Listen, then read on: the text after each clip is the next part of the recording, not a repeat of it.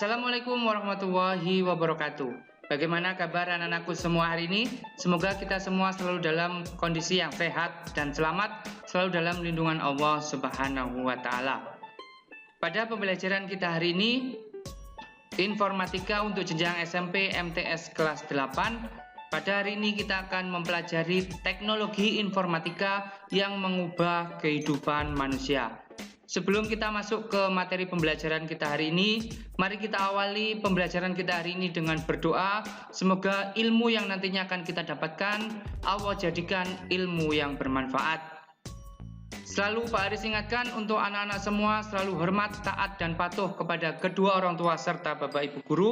Yang kedua, selalu jaga kebersihan dan kesehatan kita dimanapun kita berada. Jangan lupa terapkan protokol kesehatan dimanapun kita berada. Yang ketiga, yaitu tetap semangat untuk belajar.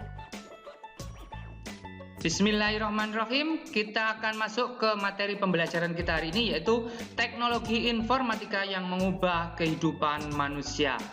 Seiring dengan perkembangan semua jenis teknologi yang pesat saat ini, tampaknya semua bidang kehidupan diharapkan menuju ke arah yang lebih baik. Tidak terkecuali perkembangan teknologi informatika, yaitu sebuah teknologi dan ilmu pengetahuan yang berkaitan erat dengan komputer dan komunikasi.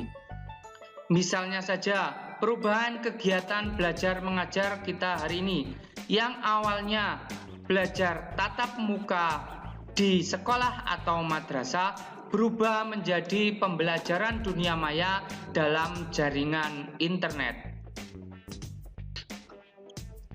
Teknologi informatika yang ada saat ini merupakan teknologi yang secara langsung dapat mengirimkan informasi, mengolah data, dan dapat menghasilkan informasi yang berkualitas, cepat, dan akurat, baik itu untuk kepentingan pribadi, kepentingan kelompok, maupun kepentingan masyarakat secara luas. Lalu teknologi informatika apa yang saat ini sudah mengubah kehidupan manusia? Yang pertama ada teknologi aplikasi pengolah kata yang menggantikan teknologi mesin tik. Dengan aplikasi pengolah kata, kita dapat mengolah kata dalam bentuk digital serta dapat dicetak. Aplikasi pengolah kata juga tersedia saat ini sudah ada di aplikasi berbasis Android. Dengan aplikasi pengolah kata kita bisa membuat surat, membuat laporan, membuat jurnal, makalah, karya ilmiah, dan lain sebagainya. Dari awalnya sebuah mesin ketik yang kita perlu mengganti kertas bila terjadi kesalahan dan butuh waktu tambahan atau ekstra untuk mengganti kertas serta memperbaikinya, maka kita ada sebuah teknologi informatika yang mengubah teknologi tersebut, yaitu berupa aplikasi pengolah kata, ada Microsoft Word, dan lain sebagainya. Dengan Microsoft Word kita bisa lebih mudah, lebih cepat, dan lebih efektif dalam membuat dokumen surat menyurat. Yang kedua, aplikasi pengolah kata lebih user friendly, yaitu lebih ramah untuk digunakan, lebih mudah untuk digunakan, dan dapat disimpan dalam berbagai format penyimpanan dan dalam bentuk media penyimpanan yang beragam. Bisa kita simpan di flash disk, bisa kita simpan di CD, atau bisa kita simpan di hard disk. Dengan menggunakan aplikasi pengolah kata, kita bisa memilih ukuran serta jenis huruf yang beragam. Beda dengan mesin tik, hanya satu jenis huruf, tapi dengan aplikasi pengolah kata, kita bisa memilih jenis huruf sesuai dengan keinginan kita. Teknologi informatika yang selanjutnya yang mengubah kehidupan kita adalah SMS dan telepon yang digantikan dengan aplikasi pesan berbasis web. Short Message Service atau SMS pada saat itu digantikan atau berkembang menjadi multimedia message service yang memungkinkan kita bisa mengirimkan pesan berupa gambar, suara, dan video. Kemudian berkembang lagi ke aplikasi pesan berbasis web. Dari yang awalnya SMS Yang perkembangan SMS saat ini sudah semakin menurun, termasuk juga telepon yang semakin menurun tiap tahunnya. Diprediksi tahun 2022 ini perusahaan telekomunikasi akan menghentikan layanan SMS dan telepon. Ini diprediksi oleh Direktur Eksekutif ICT Institute. Berkembang menjadi teknologi aplikasi pesan berbasis web. Yang umum kita gunakan adalah aplikasi WhatsApp. Aplikasi WhatsApp diluncurkan tahun 2009. Tahun 2014, WhatsApp diakuisisi oleh Facebook. Tercatat pada tahun 2014 sebanyak 450 juta pengguna aktif WA setiap bulannya. Kemudian 1 tahun kemudian tercatat 800 juta pengguna aktif WA setiap bulannya, hampir naik 100% dalam 1 tahun. Kemudian tahun 2019 naik drastis menjadi 1,5 miliar pengguna aktif WA setiap bulannya. Ini membuktikan bahwa perubahan teknologi informatika sangat berkembang pesat dari tahun ke tahunnya. Dari teknologinya sudah berubah, SMS berubah ke MMS, dan sekarang berubah ke aplikasi pesan berbasis web yang awalnya hanya berupa teks atau suara kita berkomunikasi. Saat ini dengan aplikasi berbasis web kita bisa melakukan panggilan video. Kemudian teknologi informatika selanjutnya yang mengubah kehidupan kita adalah dompet uang tunai digantikan dengan dompet digital. Dari yang awalnya kita kemana-mana membawa uang tunai untuk bertransaksi, berbelanja, saat ini sudah digantikan dengan dompet digital. Tidak perlu membawa uang secara tunai, tapi kita memiliki aplikasi dompet digital di smartphone kita. Dompet digital merupakan aplikasi elektronik untuk melakukan transaksi pembayaran secara online. Harus kita lakukan install aplikasi dompet digital terlebih dahulu serta mengisi saldo atau top up dompet digital kita. Aplikasi dompet digital menyimpan data pribadi kita, metode pembayaran, saldo serta rincian transaksi yang kita lakukan. Tidak perlu khawatir, untuk keamanan transaksi dengan menggunakan dompet digital telah tersedia proses verifikasi. Bisa menggunakan QR code atau NFC atau Near File Communication atau OTP, One Time Password. Jadi sebelum kita melakukan transaksi digital, selalu kita diberikan satu langkah verifikasi untuk memverifikasi apakah benar yang melakukan transaksi ini adalah orang yang memiliki akun tersebut. Bisa melalui OTP, bisa SMS atau WA, seperti saat kita melakukan transaksi melalui marketplace.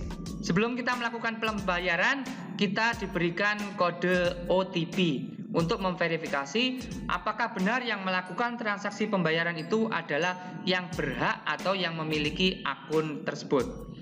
Contoh dari dompet digital adalah GoPay, OVO, Link Aja, Doku, dan masih banyak yang lainnya. Kemudian teknologi informatika yang selanjutnya yang sangat berpengaruh atau mengubah kehidupan kita saat ini yaitu belanja. Dari awalnya kita belanja di toko fisik, kemudian saat ini digantikan dengan belanja online.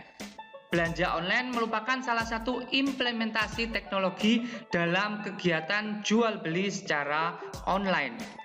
Jenis penyedia kegiatan dari belanja online ini ada 3 jenis, yaitu marketplace, ada toko online, serta e-commerce. Apa perbedaan dari 3 kegiatan belanja ini?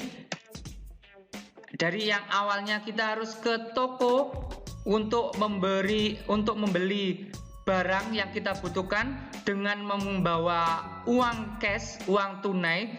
berubah menjadi transaksi belanja online dengan menggunakan smartphone. Apa perbedaan dari 3 kegiatan belanja online? Ada marketplace, toko online atau online shop, dan e-commerce. Yang pertama ada marketplace, yaitu penyedia tempat bagi yang ingin berjualan di sebuah website. Jadi dia hanya menyediakan tempat atau wadahnya saja, kemudian orang yang ingin berjualan silakan membuka stand-stand atau toko di dalam website atau aplikasi tersebut. Contoh, Tokopedia, Shopee, Bukalapak, dan aplikasi marketplace lainnya. Shopee hanya menyediakan tempat saja serta metode cara untuk bertransaksi, tapi untuk yang melakukan penjualan adalah dari orang lain yang memakai layanan dari Shopee. Kemudian perbedaan dengan toko online atau online shop adalah toko yang memanfaatkan internet sebagai media berjualan. Tidak harus menggunakan website, tapi bisa juga menggunakan aplikasi sosial media atau aplikasi pesan berbasis web. Contoh, kita bisa melakukan jualan atau transaksi jual beli melalui Instagram atau Facebook atau WA. Itu merupakan contoh toko online. Beda dengan marketplace. Marketplace adalah penyedia tempat jualan bagi orang yang ingin berjualan. Contohnya Shopee, Bukalapak tadi.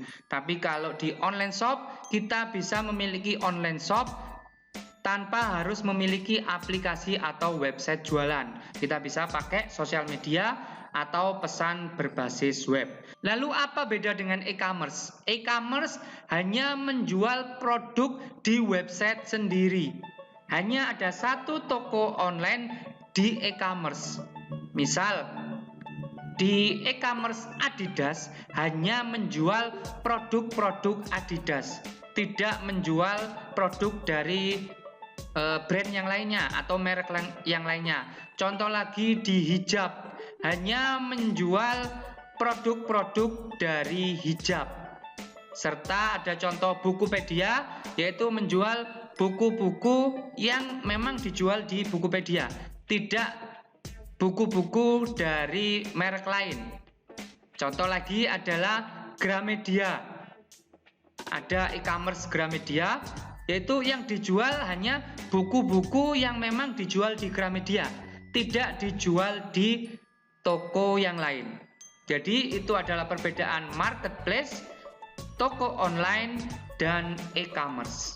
Sekarang kita sudah bisa membedakan mana itu toko online, mana marketplace, dan mana e-commerce. Ini contoh dari marketplace. Ada Tokopedia, ada Shopee, Lazada, Blibli, JD.ID, dan lain sebagainya. Kemudian kalau toko online tidak harus dengan website kita sendiri, tapi kita bisa menggunakan sosial media atau pesan berbasis web. Bisa pakai Instagram, Facebook, atau WA. Kemudian kalau e-commerce hanya menjual satu produk di website tersebut. Itu tadi materi yang Pak Haris sampaikan tentang teknologi informatika yang saat ini sudah mengubah kehidupan manusia. Untuk selanjutnya silakan anak-anak belajar mandiri mengembangkan materi yang sudah Pak Haris sampaikan. Banyak sekali contoh-contoh yang lain selain yang sudah Pak Haris sampaikan. Teknologi apa saja, yang awalnya bagaimana, dan saat ini bagaimana. Banyak sekali contoh-contoh yang lain. Anak-anak bisa browsing di internet atau dengan membaca buku atau referensi yang lain. Channel ini merupakan channel pembelajaran informatika. Bagi kalian anak-anak yang belum subscribe, silakan di-subscribe dan klik tombol loncengnya agar nanti kalian mendapatkan notifikasi atau informasi ketika Pak Haris memberikan materi informatika yang terbaru. Jika anak-anak menyukai materi pembelajaran kita hari ini, silakan klik tombol like, Serta jika ada yang ditanyakan atau ingin didiskusikan, silakan tinggalkan pesan di kolom komentar. Demikian materi pembelajaran kita hari ini. Mari kita akhiri dengan bacaan hamdalah. Alhamdulillahirabbil alamin. Pak Aris akhiri. Wassalamualaikum warahmatullahi wabarakatuh.